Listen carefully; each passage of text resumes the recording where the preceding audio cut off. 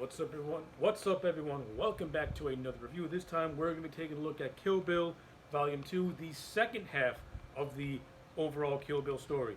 I'm going to try and make this review as short as I possibly can, tell you the things that I enjoyed, maybe give some criticism to things that I did not necessarily hate, but would have done maybe a little bit differently, and go from there. So, my overall thoughts on Kill Bill Volume 2, I think Kill Bill Volume 2 is a better movie than Kill Bill 1. To tell you the truth,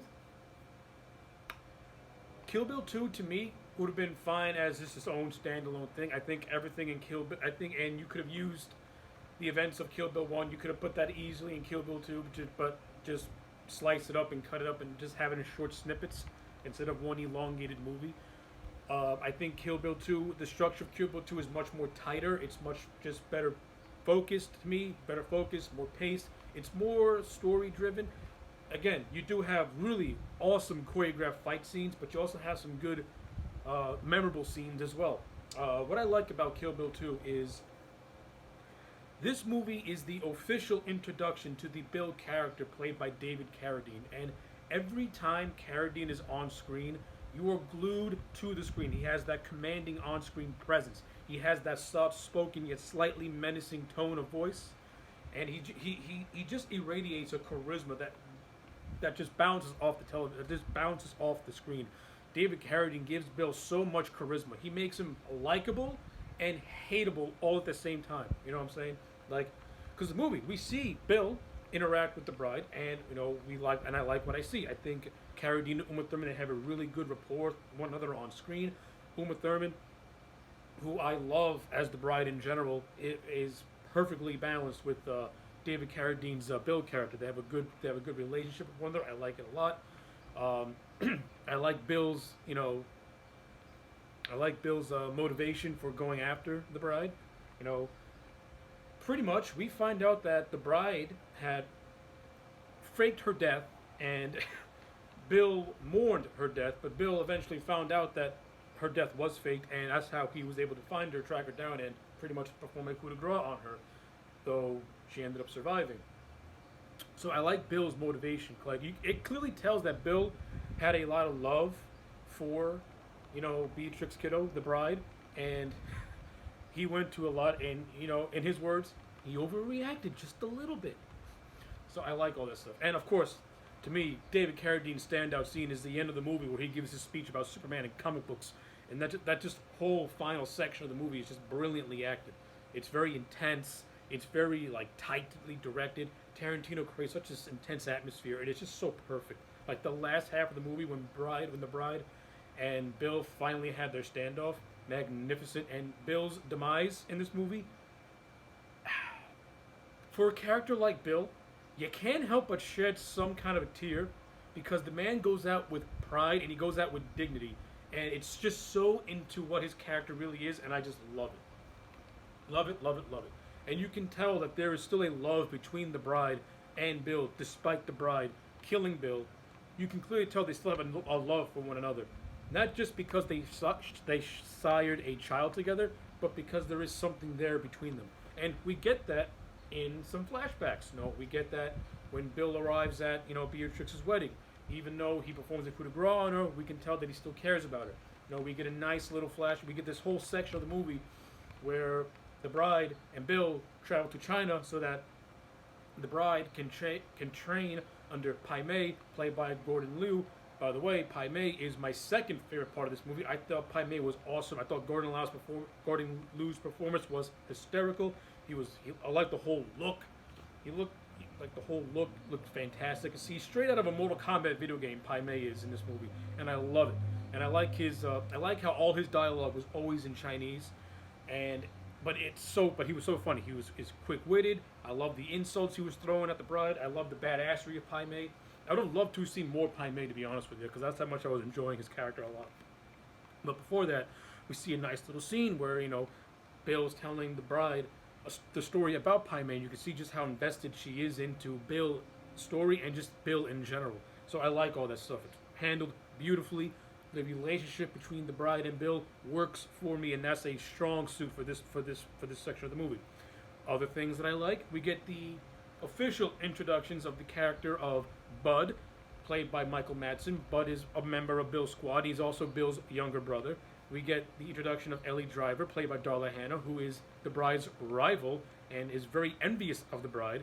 And of course, Ellie Driver's, signature is that she has an eye patch. Well, Ellie also trained under Pai Mei, but she had a lot of American sass, and Pai Mei plucked her eye out. So in revenge, Ellie Driver poisoned and killed Pai Mei.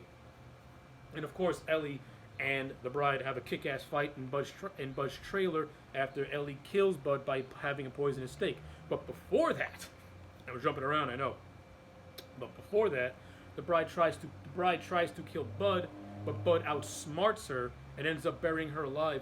And I want to go on record. I would have liked to see more development between Bill and Bud. I think Tarantino missed the opportunity to have more scenes with those two, even if it's in flashbacks, because we get hints that they got a strained relationship, but we also get the hint that Bill still has a lot of love and care for his brother, and he wants to have a relationship with his brother. But Bud, he's not all that receptive to it. He still has some sort of a grudge towards Bill, but I like how he still has a lot of love for Bill, because right before Bud buries the bride alive, the last words he says to the bride was, "That's for breaking my brother's heart," clearly stating that he still has a lot of love and respect for his brother Bill. And I would have loved to see more scenes with that, them fixing up their relationship, maybe getting some backstory as to why their relationship became so strained. But Michael Madsen's performance in this movie, I like it a lot. I don't think he got enough to do. There is one scene where he's in a bar at his job getting bitched at by his boss, and I would have liked to have seen, Bud just shoot the motherfucker in the face, get your dignity back. I think Bud in this movie kind of got bitched out a lot, which is really upset, which is really hard, which is really dumb for me, because I was liking the character of Bud.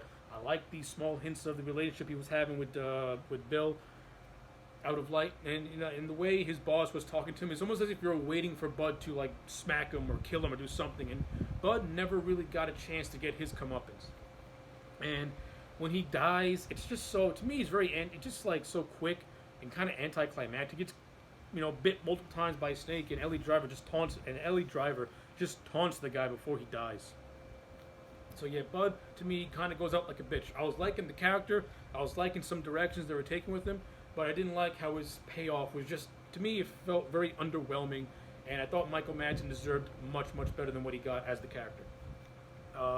Another thing that I like, this movie has Michael Parks in it, who plays a man of leisure known as Esteban. And it's a small scene, but I like it a lot. I always enjoyed Michael Parks' work, even if it's cameos, because he just chews the scenery, but he's just so good at what he does. He's such a thespian chameleon actor. He can sink into any role, and it's going to be magic. And I like the little scene he has when he and the bride have a little chat, as the bride interrogates him to find out where Bill is. So I thought that stuff was pretty cool unto itself, and of course that, like I said, that leads into the last half of the movie when the bride finds Bill. She discovers that her daughter is still alive, and we get to the overall climax of the movie, which I think is beautiful, and it just ties everything up in a nice bow, in a nice way. Okay, so yeah, those are my overall thoughts on Kill Bill Volume 2. Overall, I think Kill Bill 2 is a better movie than Kill Bill 1 in terms of a story, in terms of characters. I mean, yes, there are things that I would have done a little bit differently, particularly with the character of Bud, but overall, I thoroughly enjoyed what I got, and the Kill Bill movies as a whole, I really, really enjoyed them as a whole. I think they're great movies, they're fun action flicks, beautiful homages to Hong Kong cinema and all that stuff. The production values for both these movies are fantastic. Tarantino's writing and direction is on point. The acting is fantastic, which is why Kill Bill Volume 2 to me gets a solid 8 out of 10. Same grade as the first movie. I still got my issues with it, but overall, it's a must-watch. If you haven't seen both these movies, watch them, because you're thoroughly going to enjoy them. Not just because they're Tarantino movies, but if you like just really good action movies that are comic book inspired, the Kill Bill movies are just what you need to get that fix. So yeah, those are my thoughts on Kill Bill Volume 2. Let me know yours in the comment sections down below. Also, let me know which one you like better. Do you like Volume 2 or do you like Volume 1? Let me know also down below. Like this video and subscribe, and I'll check you back next time for more.